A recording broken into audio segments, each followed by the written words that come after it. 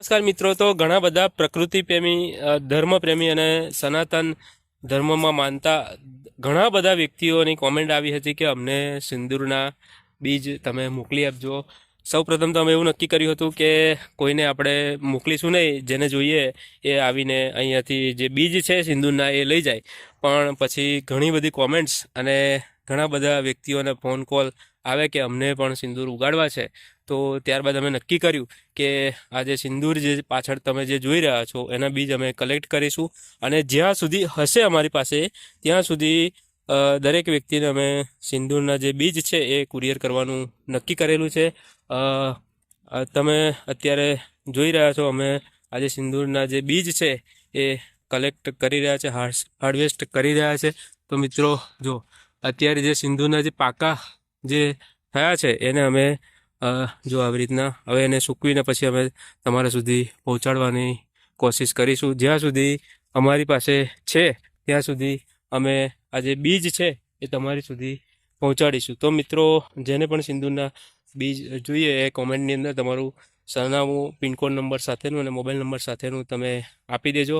મિત્રો, અત્યારે જેમ જેમ જે સિંદૂરના બીજ છે એ પાકશે એમ એમ અમે તમારા સુધી પહોંચાડવાની કોશિશ કરીશું. જેને પણ જોઈએ એ કોમેન્ટની અંદર તમારું નામ, સરનામું અને મોબાઈલ નંબર, પિનકોડ સાથેનો તમે અમને આપી દેજો, લખી દેજો કોમેન્ટમાં.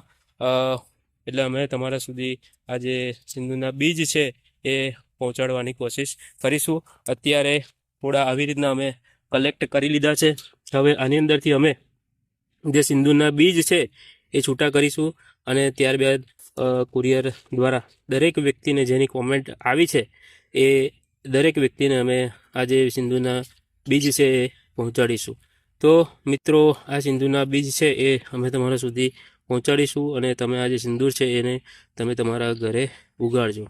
નમસ્કાર મિત્રો, તો અત્યારે આપણે સિંદૂરના બીજ કાઢવાનું ચાલુ કરી દીધું છે અને આપણે ટૂંક જ સમયની અંદર આપણે દરેક વ્યક્તિને આપણે પાર્સલ કરવાનું વિચારી રહ્યા છે, એટલે કે કુરિયર કરવાનું વિચારી રહ્યા છે. તો મિત્રો, તમે જોઈ રહ્યા છો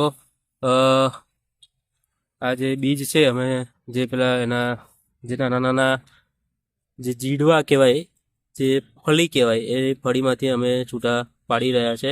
બતાવજો ફળી, બતાવો છે ફળી, લાવો. હા, જો એ જે ફળી છે એની અંદર જે બીજ છે એ છૂટા પાડવાનું અમે કરી રહ્યા છે. બધા બીજ અમે કલેક્ટ કરી લઈશું. ત્યારબાદ અમે ધીમે રહી અને એને પેકિંગ કરી દઈશું. જે કોથળી હોય છે, કારણ કે બીજ ઘણા નાના છે એટલે એને શાંતિથી એને એવી રીતે જ પેક કરવા પડશે, કારણ કે બીજ ઘણા નાના આવે છે સિંદૂરના. એટલે મિત્રો, અમે ટૂંક સમયની અંદર આ જે આના જે બીજ છે સિંદૂરના એ